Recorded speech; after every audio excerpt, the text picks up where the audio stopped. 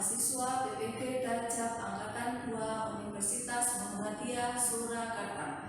Pada pagi hari ini, hari Selasa, tanggal 24 November tahun 2020, saya akan melakukan praktek video pembelajaran untuk uji kinerja. Ini kartu pendaftaran saya. Doakannya semoga hari ini berjalan dengan lancar. Terima kasih. Assalamualaikum warahmatullahi wabarakatuh.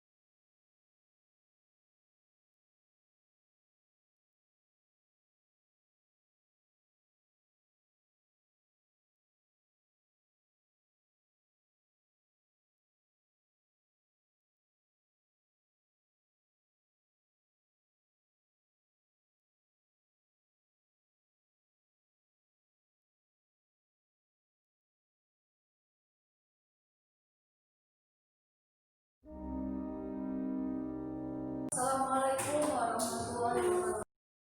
Waalaikumsalam warahmatullahi wabarakatuh. Bagaimana kabar kalian hari ini? Baik. Sehat ya? Sehat. Nah, sebelum memulai pembelajaran, kita berdoa terlebih dahulu. Coba Mas Faiz dipimpin teman-temannya untuk berdoa.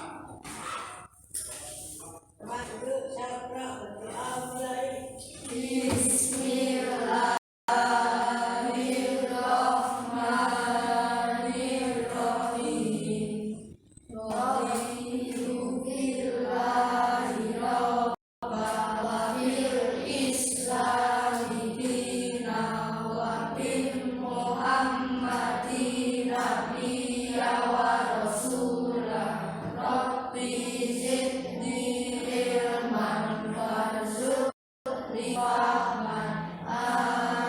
Sebelum memulai pembelajaran, kita menyanyikan lagu dari Sabang sampai Merauke dulu ya.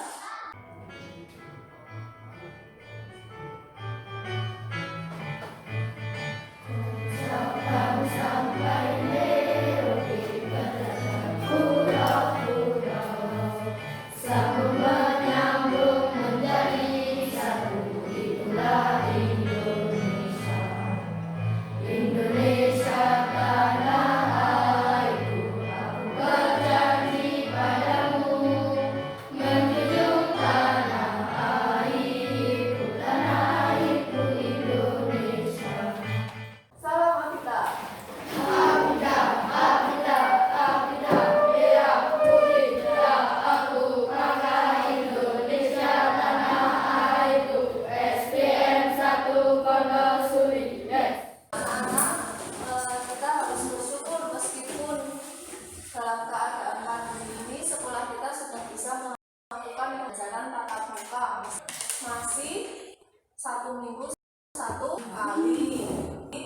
Lalu kalian harus menerapkan protokol kesehatan, cuci tangan, dicek suhu dulu, memakai masker. Anak-anak, siapa ya yang tidak masuk hari ini? Ya, masuk semua ya.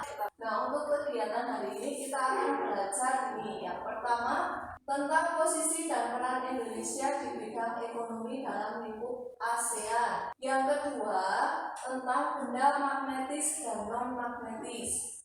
Yang ketiga, tentang mengisi daftar riwayat hidup. Kita amati video berikut ini ya.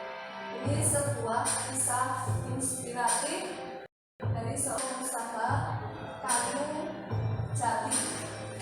Kayu yang digunakan dari limbah. Limbah itu bahan yang sudah tidak dipakai. Amar Kayu sendiri adalah sebuah usaha yang bergerak di bidang produksi kerajinan kayu, di mana kita fokus untuk mengolah produk-produk kayu yang berasal dari kayu limbah. Awalnya sebenarnya nggak sengaja buat menekuni di bidang ini ya Mas ya. Jadi dulu pertama kali itu saya cuma nyoba bikin produk, tapi saya pakai sendiri, produk pertama dulu yang saya bikin adalah kayak hiasan dinding gitu kan. Jadi saya bikin produk itu bukan untuk kita jual, jadi kita bikin sendiri dengan kemampuan yang sangat ini. Saya membuat produk, kemudian coba iseng-iseng aja pasarkan atau kita bisa sampai saat ini. Kalau produk sih lumayan banget sih Mas, dan yang kita produksi ya, mulai dari pernak-pernik ruangan, wall decor, sama perabot-perabot yang minimalis yang selama kita masih bisa olah untuk kita produksi ya, kayak misalnya kalau hiasan ini kayak jam dinding, lampu tidur, limbah kayu palet tersebut memang sangat layak untuk dibeli. Setelah tadi kalian lihat video tentang usaha limbah kayu jati, kalian pasti bisa menjawab pertanyaan-pertanyaan berikut. Yang pertama, usaha apa yang ditekuni Pak Anam dalam video tadi? Nama Mas Reza? Membuat apa? Kerajinan. Membuat kerajinan dari kayu jati. Jatinya itu limbah, sudah tidak digunakan. Yang kedua, apakah sebuah usaha dapat sukses tanpa adanya kerjasama dengan pihak lain? Mas Ridho, coba dijawab. Bisa? Oh, coba kalau Mas Arif. Mas Arif boten. Yang lainnya bisa atau tidak? Tidak bisa.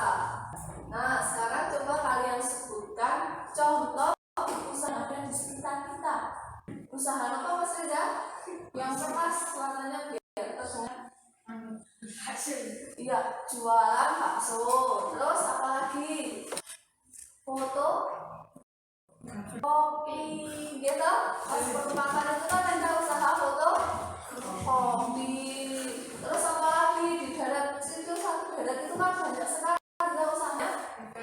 Bengkel, terus mulai tukang ojek, apa foto rambut. Nah, betul, itu beberapa contoh usaha yang ada di sekitar kita.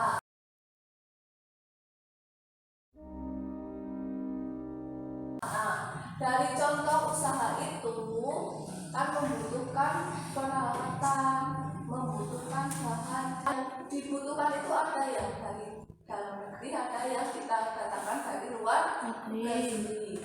Sekarang Bu Guru mau tanya, kalian tahu atau tidak apa saja barang-barang dari Indonesia yang dikirim ke luar negeri? Minyak kelapa, Kopi, benar. Minyak kelapa, terus apa lagi?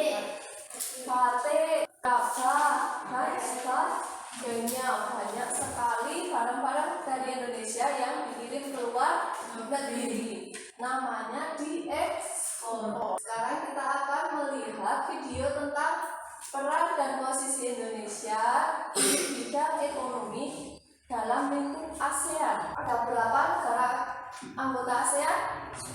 10. Oke, Indonesia salah satunya. Kita lihat dulu videonya. Bekerja sama ASEAN di bidang ekonomi ada banyak. Beberapa di antaranya adalah: 1.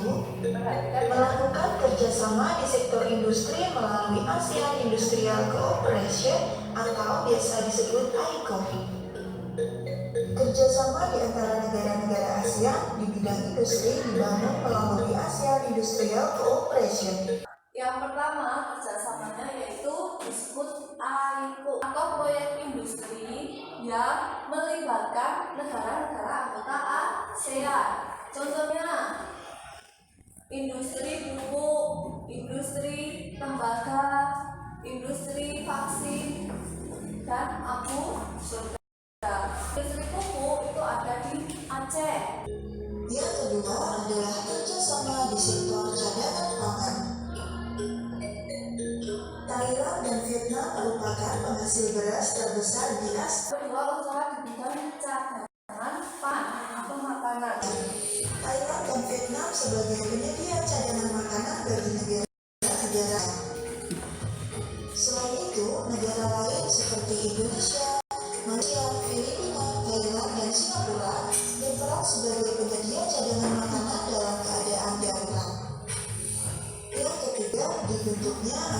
Free Trade Area atau AFTA, kerjasama melalui kawasan perdagangan bebas. AFTA jika di Indonesia lebih dikenal dengan kawasan perdagangan bebas ASEAN. AFTA merupakan sebuah kerjasama yang memberikan fasilitas khusus untuk produsen di sektor produksi lokal. Peranan dan posisi Indonesia dalam bidang ekonomi di lingkup ASEAN seperti tadi yang sudah kita lihat di video. Yang pertama, membentuk masyarakat ekonomi ASEAN atau MEA. Yang kedua, berperan dalam mendukung HI ASEAN. Yang ketiga, ikut serta melaksanakan bersama di bidang industri. Contohnya ASEAN Aceh dan Interproject atau apa tadi? Pabrik apa di Aceh? Pabrik pupuk.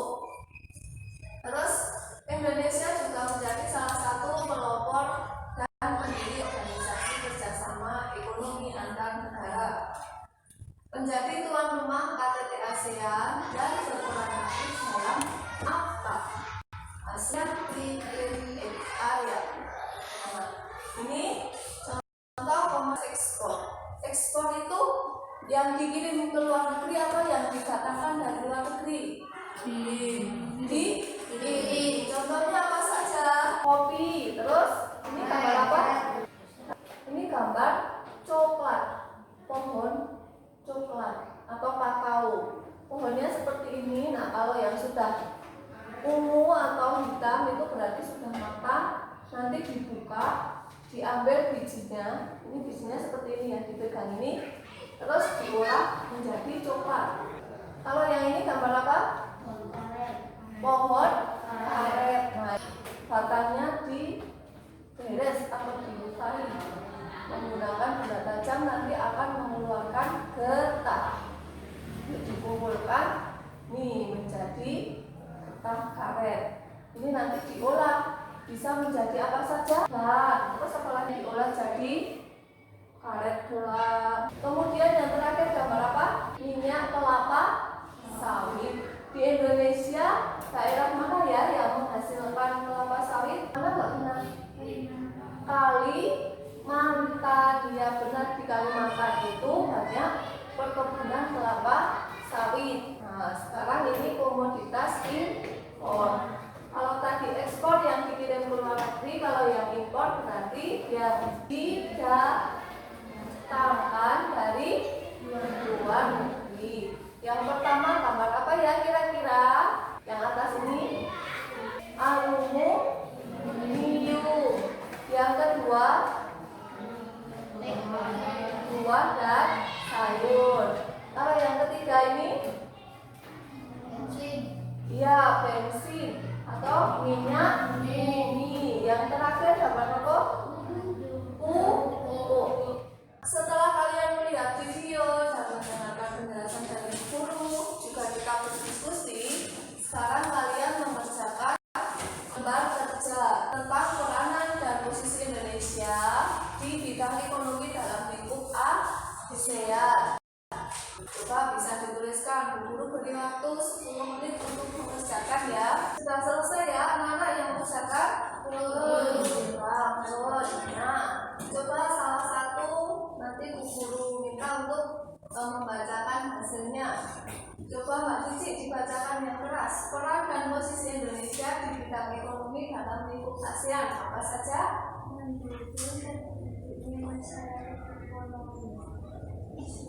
Ya, terus Mas Pangga coba contohnya yang kedua Niko. Ikut serta berperan dalam lumbung padi ASEAN. Ya, coba Mas Ridho. Mas Ridho, jangan kita contohnya berperan aktif dalam AFTA. Mbak Novi, yang terakhir contohnya Novo.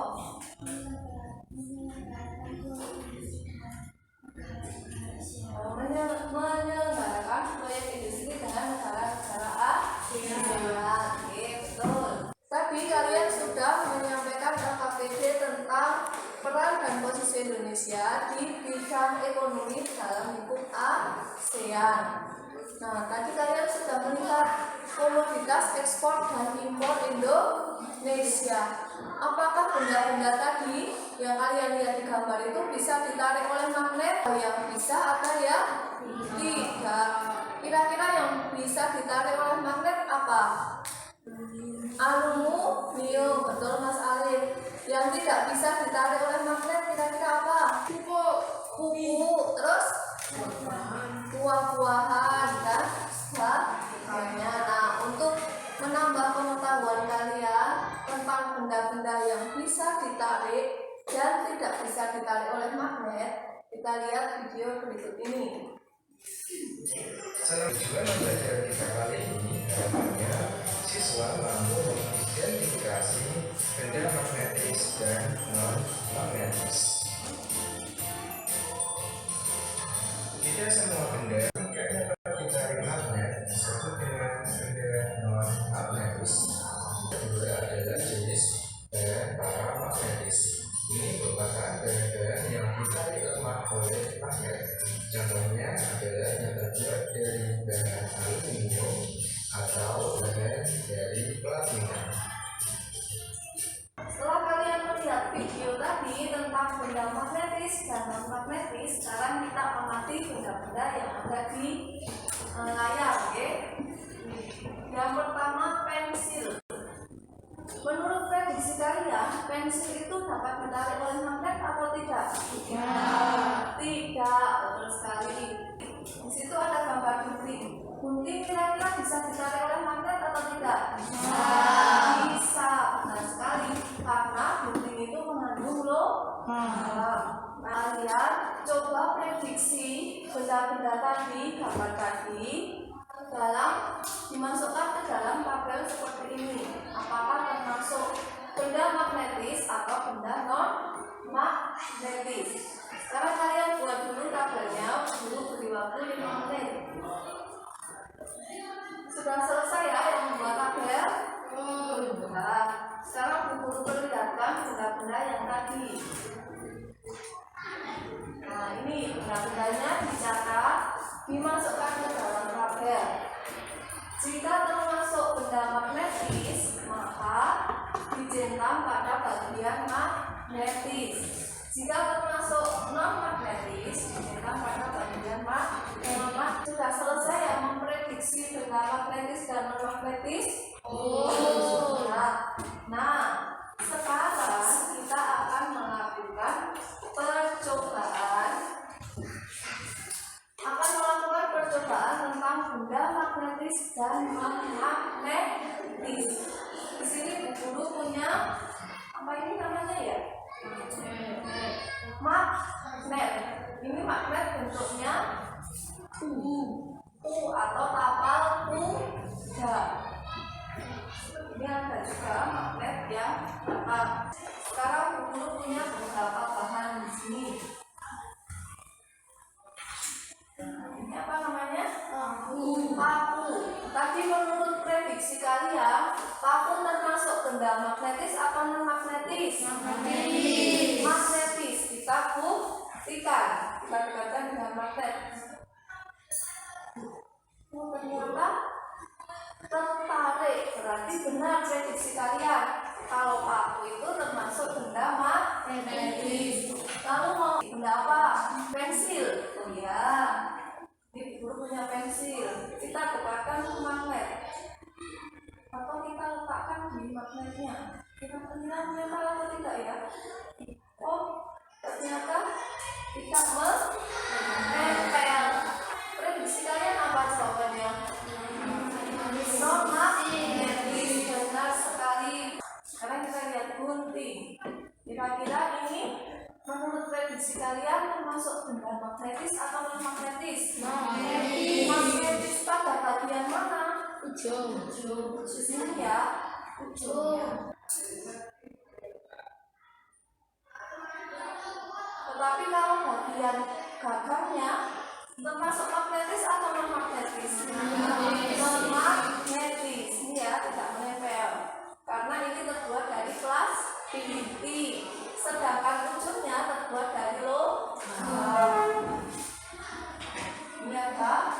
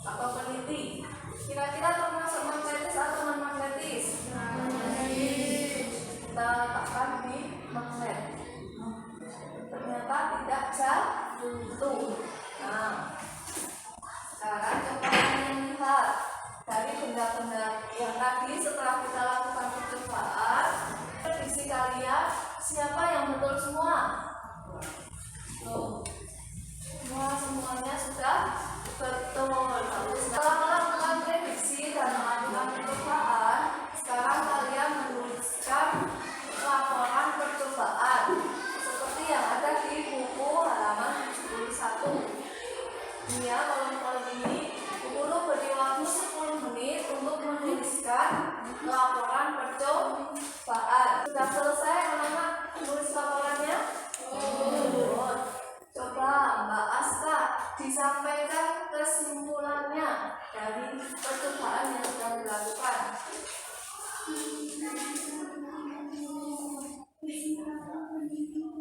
Nah, bagaimana? Sama atau tidak anak-anak jawabannya? Sama, betul ya. Jadi benda itu ada benda magnetis dan non magnetis. Tadi yang magnetis contohnya paku, terus apa lagi?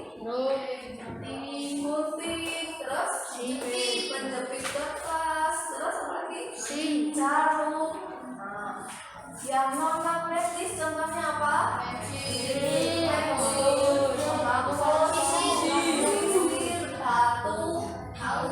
Daun, kayu, kaca, dan sebagainya. Kita lanjutkan. Ini ada gambar seorang tukang kayu atau pengusaha mebel. Cerita tentang Pak Budi. Baca ya, dalam hati. Sudah selesai membaca? Nah, dari cerita Pak Budi tadi, ternyata Pak Budi itu membutuhkan karyawan untuk membantu dia di perusahaan mebelnya. Nah, syarat-syarat yang harus dipenuhi kalau ingin melamar apa saja? Daftar riwayat hidup, lalu fotokopi KK dan KTP. KK itu singkatan dari apa? Kartu keluarga. Kalau KTP? Kartu tanda penduduk. Terus juga mengisi daftar riwayat hidup. Anak-anak sudah tahu belum bagaimana cara mengisi daftar riwayat hidup? Belum? Nah, kalau belum kita lihat penjelasan tentang daftar riwayat hidup. Daftar riwayat hidup itu terdiri dari yang pertama apa? Data pribadi. Contohnya apa data pribadi?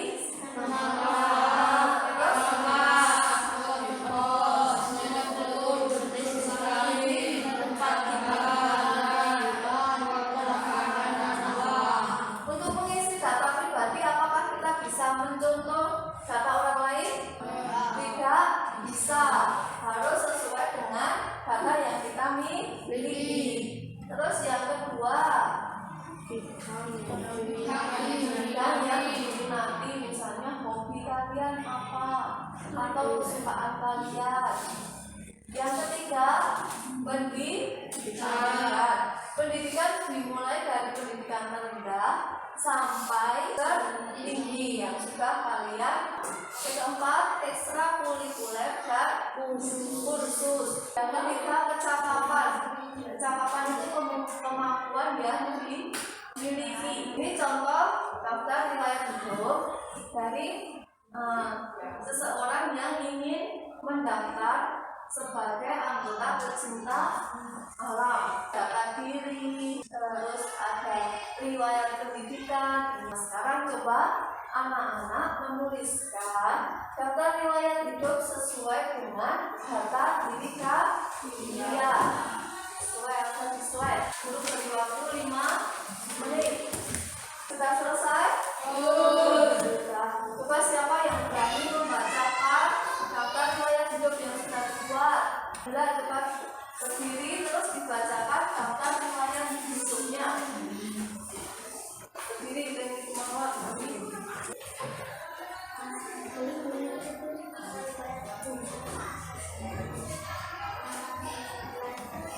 Terima kasih Mbak Bila sudah menyampaikan daftar riwayat hidupnya.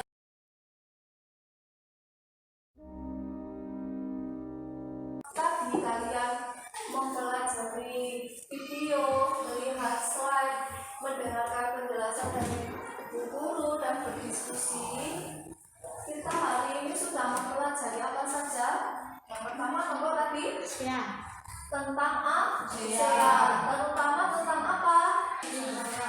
Ekonomi, kerjasama ekonomi negara ASEAN, terutama di sini peran dan posisi Indonesia. Terus yang kedua kita belajar apa? Benda apa?